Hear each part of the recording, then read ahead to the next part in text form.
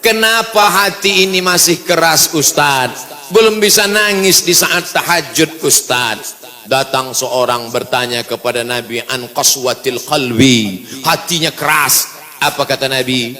At'imil masakin wamsah ra'sal yatim. Kalau mau melembutkan hati, kasih makan fakir miskin, usap kepala anak yatim. Siap? Ngaji jangan ditunda-tunda. Pulang dari sini langsung mampir.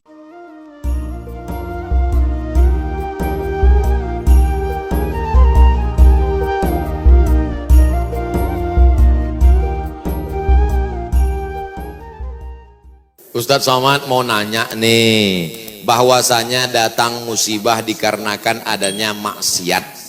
Nah, pakai nah nih.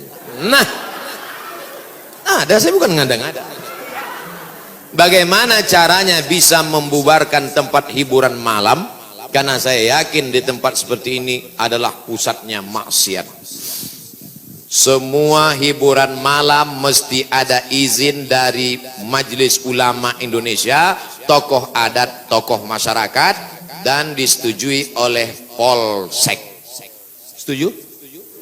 Jadi siapa yang mau buat hiburan malam nikah anaknya, dia ngurus surat 3. Pertama, rekom dari MUI. Pak Ketua MUI Kecamatan, ya nanti malam mau pesta anak saya. Kata MUI, apa hiburannya? Ada keyboard tunggal. Lagunya apa? Ini lagunya. Ini pulang-pulang berbadan 2. Jangan. Berubah sama selawat. Selawat. Setelah MUI setuju, datang ke tokoh adat Sunda. Ini Pak tokoh adat, apa lagunya? Ini lagu, buat satu lagu adat yang mengingatkan supaya kita tetap menjaga adat sopan santun. Oke, tambah lagu religi satu, lagu adat. Datang ke Polsek, Pak Polsek, oke, setuju. Jam 10 tutup. Bisa apa nggak bisa? Bisa. Jangan suruh saya datang ceramah ke situ.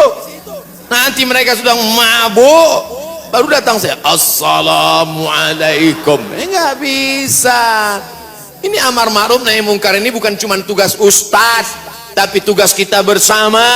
Di masjid ustadz menyampaikan ceramah, bapak ibu memfasilitasi, anaknya nikah, perbuatannya baik, sakral, menghalalkan yang haram.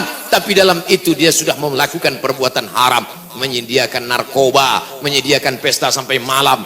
Insya Allah kalau sepakat yang 3, polisi, tokoh agama, tokoh adat, DPR tingkat kabupaten provinsi, peraturan daerah, pesta keramaian hanya boleh sampai jam 9 malam. Lewat dari itu pengawasan polisi boleh menangkap. Bisa atau tidak bisa?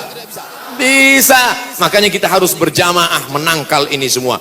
Insya Allah kalau sudah orang-orang masjid duduk memilih wakil-wakil rakyat yang juga peduli, maka akan terwujud negeri kita tetap menjadi baldatun thayyibatun wa rabbun ghafur. Makanya sebarkan pengajian. Siapapun ustadz yang datang ngaji, Ustadz Jujun Junaidi ngaji, Ustadz Abdul Somad ngaji, Ustadz ngaji. Datang, duduk, diam, dengar. Ada snack, makan. Nggak ada, istighfar.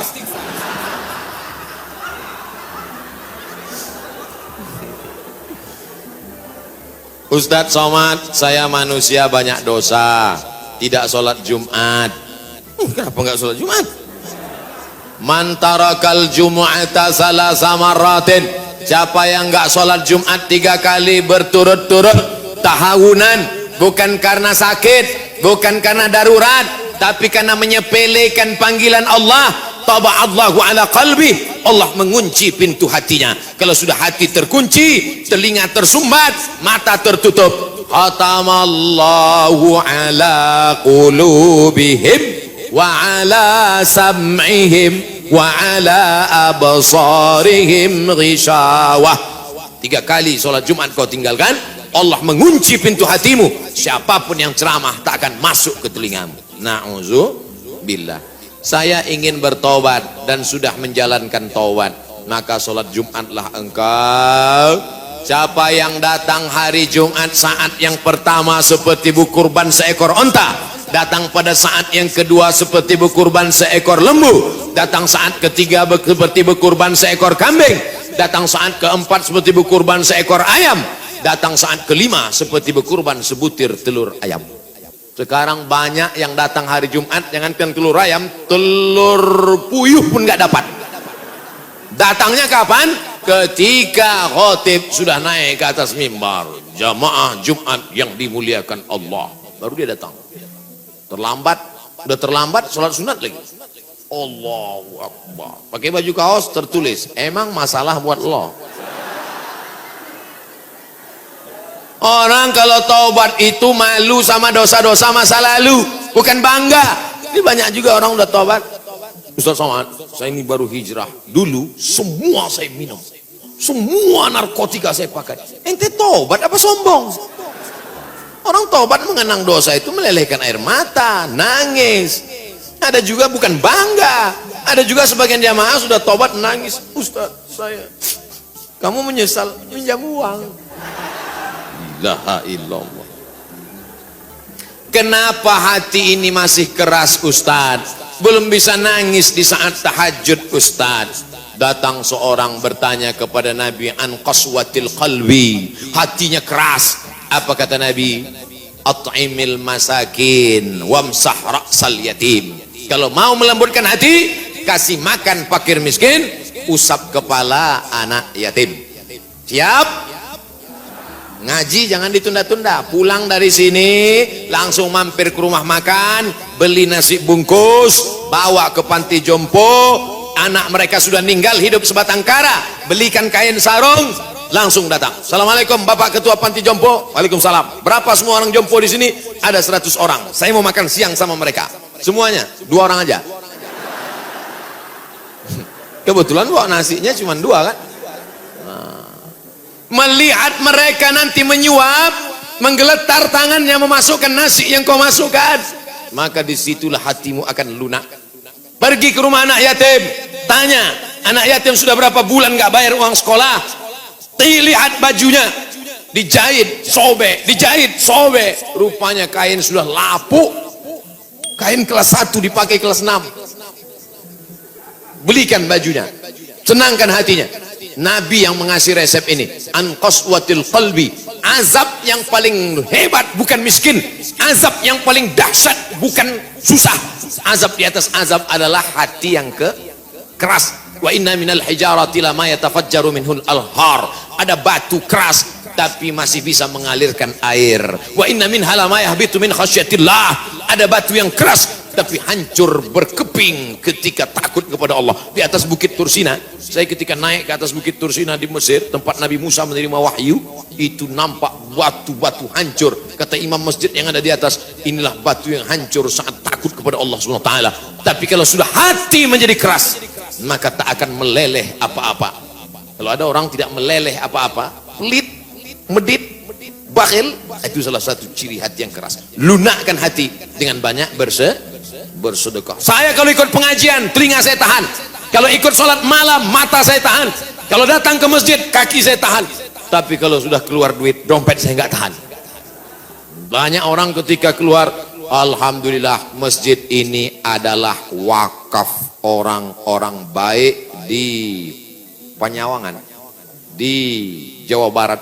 Ternyata orang-orang Sunda, orang-orang Jawa Barat ini berwakafnya tidak tanggung-tanggung, langsung satu masjid. Mudah-mudahan akan banyak wakaf-wakaf yang lain insyaallah. Amin. Sekarang banyak juga orang berwakaf. Ustaz Somad, itu tanah saya wakafkan. Mantap. Begitu diurus di Badan Pertahanan Nasional, rupanya suratnya 5. Kenapa kau wakafkan tanah bermasalah? Karena bermasalah, itulah saya wakafkan Ustaz. Nauzubillah. Kalau hatimu masih keras juga, hadirlah di tempat penguburan jenazah. Berdirilah di tepi kubur tempat jenazah. Kubur, suruh kawan satu nyenggol dari belakang. Masuk kau ke dalam, kau sambut jenazahnya, kau pegang masuk ke lubang, terasa dingin dari bawah. Sadarlah bahwa kau juga akan mati masuk ke dalam. Rumahmu yang besar tinggal, istrimu akan nikah dengan brownies. Mobilmu yang mewah akan dijual, suratnya akan berganti di kantor Samsat. Tanahmu akan diganti akte notaris. Kau hanya akan membawa 2-3 helai kain kafan, digulung macam dodol Garut.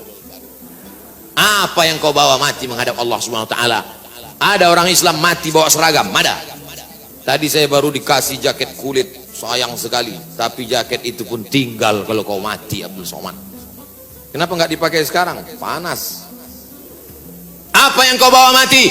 Kalau pernah kau usap kepala anak yatim, kalau pernah kau infak sedekah untuk masjid, itulah yang akan kekal abadi. Yang mewakafkan tanah ini sudah meninggal, tapi terang kuburnya, lapang makamnya insya Allah. Amin. Pikirkan, orang yang cerdas bukan yang IP-nya 4, orang yang cerdas bukan otaknya hebat. Al-Qayyis, orang yang cerdas, mandana nafsahu, mampu menekan hawa nafsunya, wa amila lima ba'dal maut, dia beramal berpikir setelah mati. Ini banyak orang mikirnya setelah pensiun. Saya alhamdulillah Pak Ustaz udah siap nih setelah pensiun nanti. Emangnya yakin malaikat maut datang setelah pensiun? Banyak malaikat maut datang sebelum pensiun. Pikir baik-baik. Pikir itu pelita hati. Lama berpikir sakit hati.